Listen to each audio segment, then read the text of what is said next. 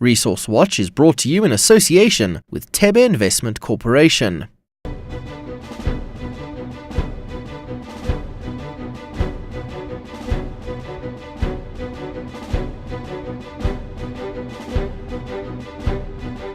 Africa's oil and gas industry is booming. 6 of the top 10 global discoveries in 2013 were in fact in Africa. And research shows that more than 500 companies are currently exploring across the continent. We're coming to you from Cape Town at the Oil and Gas Summit. I'm Nozi Pumbandra, and this is Resource Watch.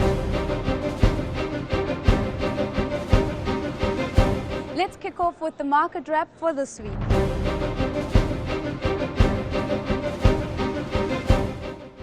South Africa's mining production fell more than expected in July, hitting levels last seen in late 2012.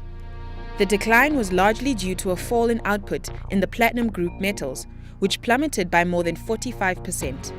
The data increases concerns about the health of the economy, which is still struggling to recover from the effect of a 5-month strike in the platinum industry this year. AngloGold Ashanti is to demerge its international assets and establish a debt-free local firm with a mandate to diversify into other commodities. The international producers will fall under a new UK holding company, Newco, which will list on the LSE, JSE and NYSE. AngloGold Ashanti is hoping to raise $2.1 billion in a rights issue. And 11 mining CEOs and related companies have called on the international community to step up the fight against Ebola in Western Africa. The outbreak has prompted several mining companies to suspend production and evacuate their expat staff, as the epidemic has killed at least 2,100 people in 5 African countries.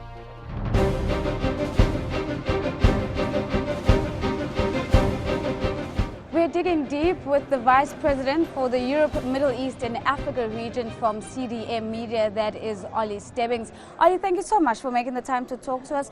You are operational in other regions in the world. Why Africa? Why oil and gas? Well, we've chosen Africa for the last 3 years. This is in fact our 4th oil and gas summit that we've hosted here in Africa. We've chosen Cape Town because we feel it's the best opportunity for us to bring together some of the best executives within the oil and gas industry. And previously we've hosted it in Mozambique, and we have a very strong presence here within the oil and gas industry, the likes of BP and Chevron, and we have some fantastic delegates that have joined us that are really lending themselves very strongly within the industry itself. No doubt, understanding that you work in various sectors, that the African growth story is top of mind for you in terms of which sectors you go into and which countries and thematic areas that you will follow. Outside of oil and gas, where do we see your presence? So CDM Media is a global business-to-business marketing and events company.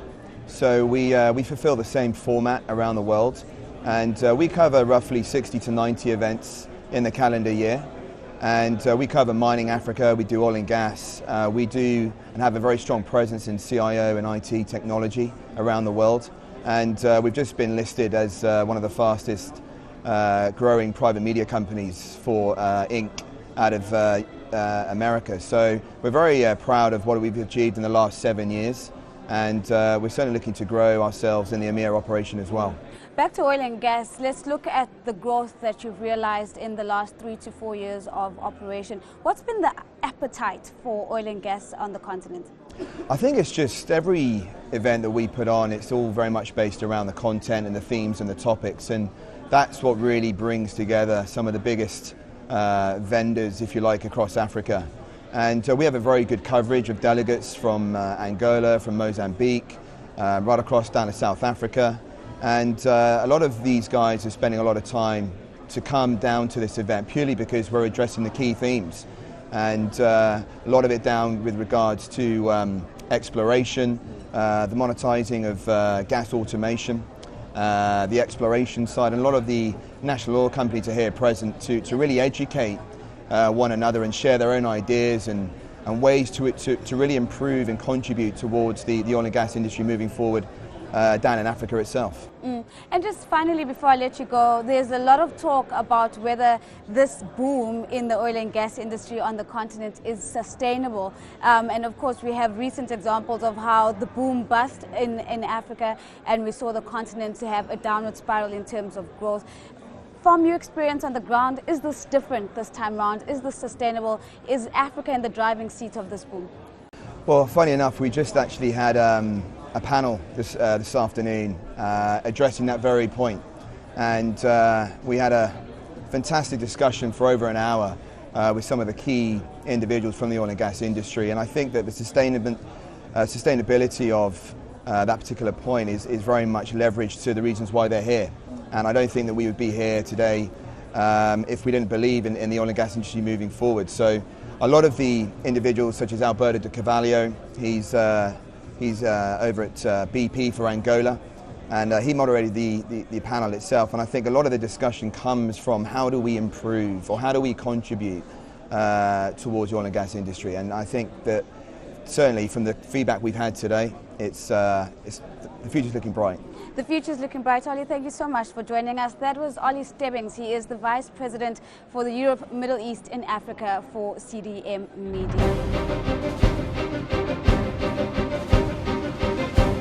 We're speaking to Osinyo Mabote. He is the chairman of the National Petroleum Institute in Mozambique. Osinyo, thank you so much for making the time to join us. Now, I understand that you were one of the key presenters earlier on in the day. What were the key messages that you were sharing with the audience? The reason why we actually came here was to share with the audience what Mozambique is doing in order to create an enabling environment for people to invest. And particularly, we would like companies to invest, but taking into account that whatever they do in Mozambique has to benefit not only the companies but also the Mozambican people. So local content is a very important issue in Mozambique. As you may know, over the last few years we have had significant investment in the upstream sector, which led to the discoveries of more than 150, 170 CF of gas. The fact that we have made those discoveries is raising a lot of expectation within the communities, within the population, and within the business community in general. One of the main issues from our side is that we would like to see this as being an opportunity for the country to develop economically. Osinyo, let me interject. I mean, I think you've raised a very important point. Oftentimes, Mozambique is criticized for not being able to use the revenues from the extractive industry, oil and gas being one of those, for further developmental objectives. Is this changing? And in particular, you talk about an enabling environment. What are you doing to ensure that, to incentivize the private sector so that they can come in and invest? First of all, the government is putting the right policies in place. We have been, upgrading our legal and regulatory framework, not only in petroleum business, but also in the mining sector as well. In general, in the mining and the petroleum sector in general. And the reason why we are doing that is because we recognize that we need to create an enabling environment for companies to invest. And as a matter of fact, over the last 3-4 weeks, we had 2 laws passed by the Parliament, the mining law and the new petroleum law. Actually, it's not a new has content. It's new in the sense that we have made some changes in order to satisfy the requirements of the investors, both in the mining law and the petroleum law. And we are going further to develop the or even better, to improve the existing regulatory framework for both the petroleum law and the mining law. I want to go back to the first part of my question. I understand that you are creating an enabling environment. Post-investment, how are you using the revenues from the petroleum industry to meet broader socio-economic development challenges and infrastructure deficits that the country has? How are you using these investment funds? I think the perception that the government is not using the revenue from the mineral sector in general is a wrong perception. First of all, I can tell you that, for instance, the mining sector, the coal mining, which is the major potential revenue maker, has just started. And as you know, so far the companies have started to develop the mining sector, and we still are facing some logistical problems. So no major exports of coal have been made yet. There is a good potential for the coal sector, for instance, to give us a lot of revenues. On the side of the petroleum sector, we are exporting gas to South Africa, but as you know, we start producing in 2004. And no major revenues have been made yet. We are still paying what we had to ask for the financial institution to put in this gas venture. When it comes to the Rovuma gas, we are talking about more than 150 trillion cubic feet, but that's very high cost gas. We are still in the phase of putting together projects. In this case, liquefied natural gas project, which hopefully will give us revenues in about 5 to 10 years.